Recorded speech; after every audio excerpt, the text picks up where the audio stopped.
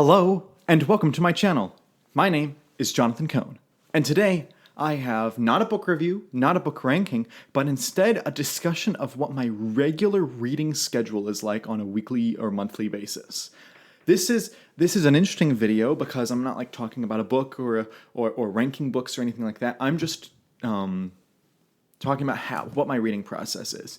And this is not an ordinary video that I would produce on my own necessarily, but I got a lot of requests for it, quite a lot of requests, and people have been asking about it for a long time. And at one point I said, yeah, I think I'll do this eventually, and then I didn't. So I need to keep my promises. So I'm going to answer a few questions here. I'm not sure whether or not you really want the answers, but this is just explaining some of the answers, some of the questions. When do I read? Where do I read? How long do I normally read per day? What is the best environment to read? How many average pages do I read per day? And how many average books do I read on a weekly and monthly basis? So those are the different questions. So I'll split them up and answer them individually. So the first question is, when do I read? Throughout the day, I have different opportunities to read. I traditionally read in the afternoons and evenings, usually sometime between 5 o'clock and 10 o'clock at night. I don't spend the whole 5 to 10 o'clock reading. I don't. But it's usually somewhere in there that I do my reading. I get up early in the morning. I get ready for work. I teach at a elementary, and so I'm working up until usually about 4 o'clock at the elementary, and then I go get dinner and come home. And so I'm usually done with dinner around 5 o'clock, and I can spend time doing other stuff. So I'm either reading or I'm watching something or playing something or going to an event, because there's a surprising amount of events in my area that I have to go to. But still, so sometime between 5 and 10 o'clock is when I do my reading in the evenings on a general basis. Now on Saturdays and Sundays it gets a bit different, but generally it's evenings. The next question is, where do I read? And I actually have a chair in my studio, and I will cut to a video of me reading in the chair here. You will still hear my audio from this, but I read in my chair. It is actually a folding chair that's meant for like a lawn chair type thing or an outside chair, and then I prop my feet up on another chair of the same similar design. And I've been doing this ever since I moved to my new place. And in fact, I did this at every place I've lived for the last couple of years.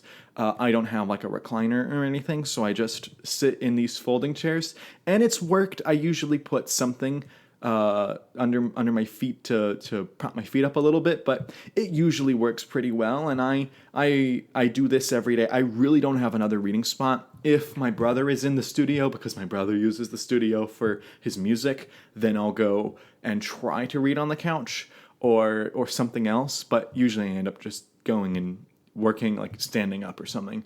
I really only can read in this type of environment. Speaking of which, let me answer the question about the best environment to read. For me, if I'm going to truly read and focus on my reading, I need three things to happen. I need it to be totally silent in the room. I know for some people they're really good at reading when there's people around them talking or something. It is not the case for me. There actually is an element of, if I'm in a crowded place, let's say an airport or a big cafeteria, I actually can read in that kind of a case because there's so much noise that it basically blocks out and in total becomes white noise around me, so I don't hear conversations, and that way I'm able to read. But if I'm in a room where there's 2 or 3 people talking and I try to read, it just is not going to happen. I'd rather have 100 people around me talking, because then their voices all become a big droning sound. So for me, I prefer it to be totally silent, which is why I read at home. I don't really go places and read, because it's easiest if it's totally silent. The second thing is no stress. With my job, occasionally I'll get emails or phone calls or things, and I'll have to go deal with those. And so if I've had a stressful day, or I have a stressful thing happening, or I'm worried about something, I won't read at all, even though I have totally enough time. Brandon Sanderson, whom I'm a big fan of, he talked about how even though in 2020 everyone had a bunch of time, everyone had a lot more time to be reading in their homes because people weren't going out because of the pandemic, but they a lot of people didn't because they were so stressed and they just couldn't pick up books or they couldn't go buy books because they were just so stressed about everything. And I understand that sentiment because when I get stressed about something, even if it's something innocuous, even if it's something that I'm not physically able to deal with until the next day. So let's say something comes up and I need to go to school the next day and deal with it. I will not be able to read that night knowing that there's nothing I could do until the next day to deal with the problem because I'll just start feeling stressed about it. So if I have no stress, I read better.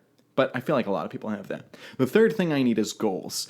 If I don't have a goal, I start getting complacent. And so oftentimes I will slow down at the end of a month my reading because I've already passed a goal or I'm not really focused on reaching my goal. But if I'm like, I have a goal, I must hit this, I will read this, then I will read a lot more and I will have a lot more fun. I know some people say it's too stressful to set too many goals and to have your reading required to be like, I need to read this many books and I need to read them now.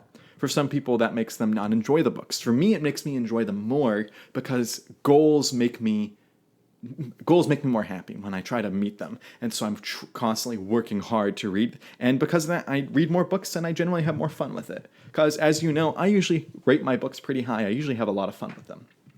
So next question is, how long do I read per day? This is going to probably surprise some people because it's usually 2 hours or less per day on weekdays. On weekends, it depends on how much I have to do or what family events, because usually I'm going over to my parents for brunch on Saturday, or I'm going to church on Sunday, or I have something going on, or a game, or whatever. But usually during the weekdays, usually less than 2 hours. Because of this, I'm usually doing between 100 and 150 pages per day. I know that's, for some people, that's really low. For some people, that's really high. That's my average is 100 to 150.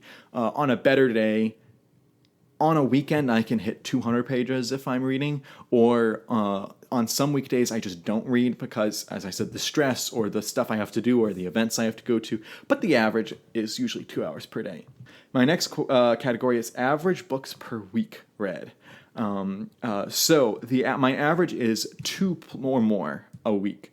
So I minimum get done 2 a week. Like that's my average. I need to get 2 done a week because I do 2 book reviews a week. If you notice the pattern of the YouTube channel, I usually do 2 non-book reviews, rankings, or series discussions, or all my books, or TBRs, or that type of 2 of those type of videos per week, and 2 book reviews. So that means I need to be reading 2 books a week to match those book reviews required. So I usually do a minimum of 2 a week. Some weeks I'm able, if it's shorter books that I'm reading, I can go through a lot faster. And then some weeks I might get 1 book done, I might not, especially if it's a tome. When I'm dealing with a tome, I might spend more than a week on a tome, and then I'll read 3 short books, which I'll do in like 2 days each. And so it flops around, but generally 2 books per week. Because of that, my average per month, and it changes. When I was in college, I was doing 10 to 13, sometimes up to 14 or 15 books a month. That was 15 is my best. Ever. I've hit 15 twice in my life, but I'm usually like 10. I was doing 10 to like 13 was a pretty good average. Since I've ended college and I've gotten a full-time job, and I've also just my reading tastes have changed. I'm reading longer books now on average. I've moved to doing 8 to 11 per month. I might go over 10, but usually if I hit 10, I'm in a good place. If I hit 9, that's okay. 8. I'm a little bit worried if I only read 8, but 9 or 10, I'm in a pretty good place, and I'm pretty happy. So that's my average, what my reading schedule is like, what I'm like as a reader. I'm not sure if anyone's interested in this, and if you are not interested, I totally understand. If you've made it this far, thank you. I'm really happy that you did.